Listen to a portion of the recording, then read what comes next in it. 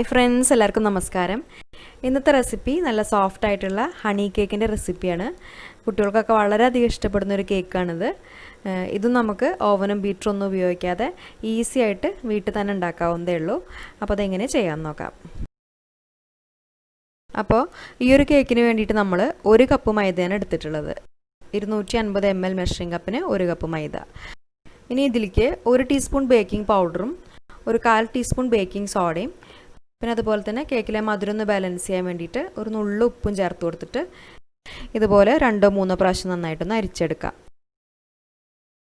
ഇനി അരിച്ചെടുത്തിട്ടുള്ള ഈ മൈദ ഇതുപോലെ നന്നായിട്ട് ഒന്നും കൂടി ഒന്ന് മിക്സ് ആക്കിയതിന് ശേഷം ഒരു സൈഡിലേക്ക് മാറ്റി വയ്ക്കാം. ഇനി നമ്മൾ കേക്കിന് വേണ്ടിയിട്ടുള്ള വെറ്റ് ഇൻഗ്രീഡിയൻസ് റെഡിയാക്കുന്നത് മിക്സിയുടെ ജാറിലാണ്. അപ്പോൾ മിക്സിക്ക് പകരം നിങ്ങളുടെ കയ്യിൽ ബീറ്റർ ഉണ്ടെങ്കിൽ ബീറ്റർ എടുക്കാം, അല്ലെങ്കിൽ വിസ്ക് വെച്ചിട്ടും ചെയ്യാം.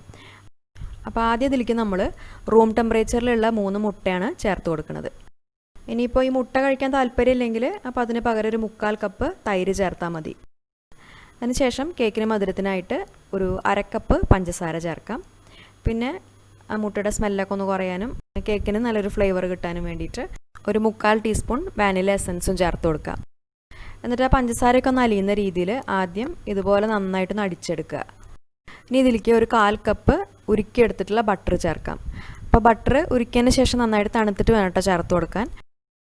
പിന്നെ ഒരു 1/4 കപ്പ് ഓയിലും ചേർക്കാം. അപ്പോൾ ഈ ഓയിലിനും ബട്ടറിനും പകരമായിട്ട് നിങ്ങൾക്ക് വേണമെങ്കിൽ 1/2 കപ്പ് ഓയിലോ 1/2 കപ്പ് ബട്ടറോ ചേർക്കാം.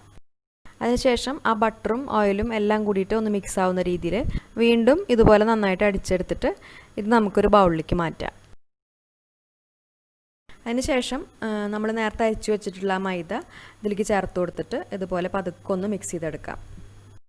അപ്പോൾ ഇതുപോലെ ഒരു വിസ്ക് വെച്ചിട്ട് ചെയ്യുകയാണെങ്കിൽ പെട്ടെന്ന് തന്നെ മിക്സായി കിട്ടും. ഒരുപാട് ഫോഴ്സ് കൊടുക്കാതെ പതുക്കെ മിക്സ് ചെയ്തെടുത്താൽ മതി. ഈ മൈദ നമുക്ക് ഒരു 2 പ്രാവശ്യമായിട്ട് ചേർത്ത് കൊടുത്തിട്ട് മിക്സ് ചെയ്തെടുക്കാം. അതിനുശേഷം ഇതിലേക്ക് ഒരു 3 ടേബിൾ സ്പൂൺ പാല് ചേർക്കാം. അപ്പോൾ പാല് ചേർക്കുമ്പോഴും നമ്മൾ റൂം ടെമ്പറേച്ചറിലുള്ള പാല് തന്നെ ചേർക്കാനായിട്ട് ശ്രദ്ധിക്കുക. ഇനി ഈ കേക്ക് നമ്മൾ ബേക്ക് ചെയ്യാൻ വേണ്ടിയിട്ട് ഒരു 7 ഇഞ്ചിൻ്റെ ടിന്നാണ് എടുത്തിരിക്കുന്നത്. അപ്പോൾ ഈ പാത്രത്തിൻ്റെ അടിയിലും സൈഡിലൊക്കെ ആദ്യം നമ്മൾ കുറച്ച് ബട്ടർ ഗ്രീസ് ചെയ്തതിന് ശേഷം ഒരു ബട്ടർ പേപ്പർ വെച്ച് കൊടുത്തിട്ടുണ്ട്. ഇതിലേക്ക് ഇനി ആ ബാറ്റർ ഒഴിച്ചു കൊടുക്കാം. അപ്പോൾ ഈ കേക്ക് നമ്മൾ മിക്സ് ചെയ്യാൻ തുടങ്ങുമ്പോൾ തന്നെ ഇത് ബേക്ക് ചെയ്തെടുക്കാൻ വേണ്ടിയിട്ടുള്ള ഓവനോ അല്ലെങ്കിൽ പാത്രമോ പ്രീഹീറ്റ് ചെയ്യാനായിട്ട് വെച്ചിട്ടുണ്ടാവണം. ഇവിടെ ഇപ്പോൾ നമ്മൾ ഓവനിലല്ല ബേക്ക് ചെയ്തെടുക്കുന്നത്, ഒരു പാത്രത്തിലാണ്. അതിനുശേഷം ബാറ്ററിൽ വല്ല എയർ ബബിൾസ് ഉണ്ടെങ്കിൽ അത് പോകാൻ വേണ്ടിയിട്ട് നന്നായിട്ടൊന്ന് ടാപ്പ് ചെയ്തെടുക്കാം. ഇനി ഇത് നമ്മൾ ബേക്ക് ചെയ്തെടുക്കാൻ വേണ്ടിയിട്ട് മീഡിയം ഫ്ലെയിമിൽ 10 മിനിറ്റ് പ്രീഹീറ്റ് ചെയ്തെടുത്തിട്ടുള്ള ഒരു പാത്രത്തിലേക്കാണ് വെച്ച് കൊടുക്കുന്നത്. അതിനുശേഷം അത് അടച്ചു വെച്ചിട്ട് ഫ്ലെയിം നന്നായിട്ട് കുറച്ച് വയ്ക്കുക. അതായത് ലോ ഫ്ലെയിമിൽ വെച്ചിട്ട് 40 മിനിറ്റ് സമയമാണ് നമ്മളിത് ബേക്ക് ചെയ്തെടുക്കേണ്ടത്. അപ്പോൾ ഈ ബേക്കിംഗ് ടൈമിന് നമ്മുടെ ഓരോരുത്തരുടെയും സ്റ്റവിൻ്റെ ഫ്ലെയിമിനനുസരിച്ച് അങ്ങോട്ടും ഇങ്ങോട്ടും ഒരു 5-10 മിനിറ്റൊക്കെ വ്യത്യാസം ഉണ്ടാവാം. അപ്പോൾ അത് നോക്കിയിട്ട് ചെയ്തെടുക്കുക. എന്നിട്ട് നമ്മൾ ബേക്കായി ഒന്ന് അറിയാൻ വേണ്ടിയിട്ട് ഇതുപോലെ എന്തെങ്കിലും ഒന്ന് വെച്ചിട്ട് നടുവിലൊന്ന് ഇൻസേർട്ട് ചെയ്ത് നോക്കുക. ഇപ്പോൾ അത് ക്ലീൻ ആയിട്ട് കിട്ടിയിട്ടുണ്ട്. ഇനിയിപ്പോൾ അഥവാ ബേക്ക് ആയിട്ടില്ല എന്നുണ്ടെങ്കിൽ അപ്പോൾ കുറച്ച് സമയം കൂടി അടച്ചു വെച്ചിട്ട് ബേക്ക് ചെയ്തെടുക്കുക. എന്നിട്ട് ഇത് ചൂടാറാനായിട്ട് പുറത്തെടുത്ത് വെക്കണം. അതിനുശേഷം ഒരു അരമണിക്കൂറൊക്കെ കഴിഞ്ഞാൽ നമുക്കിത് ഡീമോൾഡ് ചെയ്തെടുക്കാം. ഒരു കത്തിയോ എന്തെങ്കിലും വെച്ചിട്ട് ഇതുപോലെ സൈഡൊക്കെ ഒന്ന് വിടിയിച്ചു കൊടുത്താൽ മതി. എന്നിട്ട് ഇത് തിരിച്ചു വെച്ചാൽ പെട്ടെന്ന് തന്നെ വിട്ട് കിട്ടും. കണ്ടില്ലേ, അടിഭാഗം കരിഞ്ഞിട്ടൊന്നുമില്ല, നല്ല പെർഫെക്റ്റ് ആയിട്ട് ബേക്കായി കിട്ടിയിട്ടുണ്ട്. നല്ല സോഫ്റ്റ് ആയിട്ടുള്ള കേക്കാണ്. അതിനുശേഷം ഇനി ഇത് നമ്മൾ നന്നായിട്ട് തണുക്കാനായിട്ട് വെക്കണം. അപ്പോൾ ഇനി ഇത് തണുത്ത് വരുന്ന സമയം കൊണ്ട് ഈ കേക്കിന് വേണ്ടിയിട്ട് കുറച്ച് കാര്യങ്ങളും കൂടി നമുക്ക് റെഡിയാക്കാനുണ്ട്. അപ്പോൾ ആദ്യം നമുക്ക് കേക്കിൻ്റെ മേലെ ഡെക്കറേറ്റ് ചെയ്യാൻ വേണ്ടിയിട്ട് കുറച്ച് നാളികേരം ആവശ്യമുണ്ട്. അപ്പോൾ ഡെസിക്കേറ്റഡ് കോക്കനട്ട് നമ്മുടെ കയ്യിലുണ്ടെങ്കിൽ അതെടുക്കാം. ഇനിയിപ്പോൾ കയ്യിൽ അതില്ലെങ്കിൽ നമ്മൾ വീട്ടിൽ തന്നെ നാളികേരം എടുക്കുക. ഇതുപോലെ ചെറിയ ചെറിയ കഷ്ണങ്ങളായിട്ട് കട്ട് ചെയ്തെടുക്കുക. അപ്പോൾ കട്ട് ചെയ്യുമ്പോൾ അതിൻ്റെ ബാക്കിലുള്ള ബ്രൗൺ കളറിലുള്ള ഭാഗം ചെത്തി കളയാനായിട്ട് ശ്രദ്ധിക്കുക. ആ ഭാഗം പെട്ട് കഴിഞ്ഞാൽ അത് കാണുമ്പോൾ അത്ര നന്നാവില്ല. അല്ലെങ്കിൽ നാളികേരം ചിരകിയെടുത്താലും മതി. ചിരകിയെടുക്കുകയാണെങ്കിലും ആ ബ്രൗൺ കളറുള്ള ഭാഗം പെടാതിരിക്കാനായിട്ട് ശ്രദ്ധിക്കുക. എന്നിട്ട് നമ്മൾ ഇത് ചെറിയ ചെറിയ കഷ്ണങ്ങളാക്കിയിട്ട് ഇതുപോലെ മിക്സിയുടെ ഒരു ജാറിലിട്ടിട്ട് നന്നായിട്ടൊന്ന് പൊടിച്ചെടുക്കുക. ഈ ജാറിൽ വെള്ളത്തിൻ്റെ അംശമൊന്നും ഉണ്ടാവാൻ പാടില്ല കേട്ടോ. നന്നായിട്ട് തുടച്ച് വൃത്തിയാക്കിയിട്ടുള്ള ജാറാവണം. ഇതിലിട്ട് കൊടുത്തിട്ട് ഇതുപോലെ നന്നായിട്ടൊന്ന് പൊടിച്ചെടുക്കുക. പൊടിച്ചെടുക്കുക എന്ന് പറയുമ്പോൾ ആ പൾസ് ബട്ടൺ പ്രസ് ചെയ്തിട്ട് ഒരു 2-3 പ്രാവശ്യം ഒന്ന് ക്രഷ് ചെയ്തെടുത്താൽ മതി, ഈ ഒരു രീതിയിൽ. ഇനി ഒരു പാൻ അടുപ്പത്ത് വെച്ചിട്ട് ഈ ക്രഷ് ചെയ്തെടുത്തിട്ടുള്ള നാളികേരം ഇതിൽ ഇട്ട് കൊടുക്കാം. അതിനുശേഷം ഫ്ലെയിം ഓൺ ചെയ്തിട്ട് ചെറിയ ഫ്ലെയിമിൽ വെച്ചിട്ട് ഈ നാളികേരം നന്നായിട്ട് ഇളക്കി കൊടുക്കുക. അതായത് നാളികേരത്തിൽ വെള്ളത്തിൻ്റെ അംശം ഉണ്ടാവില്ല, അപ്പോൾ അതൊന്ന് പോയിട്ട് അത് നന്നായിട്ടൊന്ന് ഡ്രൈ ആയി കിട്ടണം. അതുവരെ ഇളക്കി കൊടുക്കുക. ഈ കളറൊന്നും മാറാൻ പാടില്ല. ഈ ഒരു വെള്ള കളറിൽ തന്നെയാണ് നമുക്കിത് വേണ്ടത്. അപ്പോൾ ചെറിയ ഫ്ലെയിമിൽ വെച്ചിട്ട് ഡ്രൈ ആക്കി എടുക്കുക. ഇത് ഒരുപാട് സമയമൊന്നും എടുക്കില്ല, പെട്ടെന്ന് തന്നെ ആയി കിട്ടും. പിന്നെ ഈ ഒരു റെസിപ്പിക്ക് നമുക്ക് ഇത്രയും നാളികേരമൊന്നും വേണ്ടി വരില്ല കേട്ടോ. ഒരു 2-3 ടേബിൾ സ്പൂണൊക്കെ മതിയാവും. അപ്പോൾ ബാക്കി വരുന്നത് നമ്മൾ എയർ ടൈറ്റ് ആയിട്ടുള്ള ഒരു പാത്രത്തിലാക്കിയിട്ട് ഫ്രിഡ്ജിലെടുത്ത് വെച്ചാൽ മതി. ഇതിപ്പോൾ നിങ്ങൾക്ക് കാണിക്കാൻ വേണ്ടിയിട്ട് കുറച്ച് കൂടുതലായിട്ട് എടുത്തു എന്നേ ഉള്ളൂ. ഇപ്പോൾ ഇതായിട്ടുണ്ട്.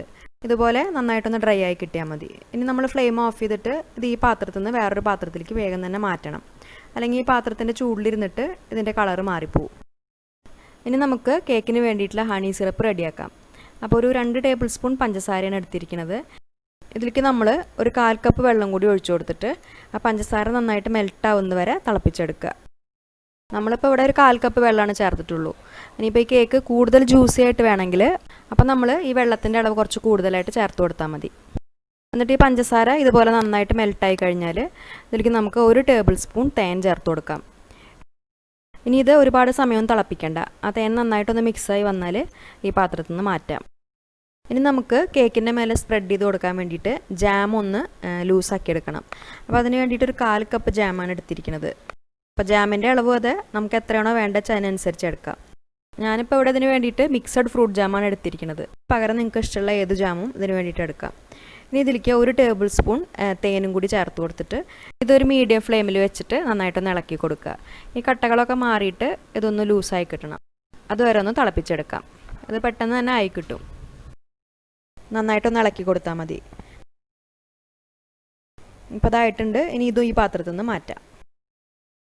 ഇപ്പോൾ നമ്മുടെ കേക്ക് നന്നായിട്ട് തണുത്ത് വന്നിട്ടുണ്ട്. ഇനി ഇതിൻ്റെ മേൽഭാഗം നമ്മൾ ചെറുതായിട്ടൊന്ന് കട്ട് ചെയ്ത് മാറ്റണം.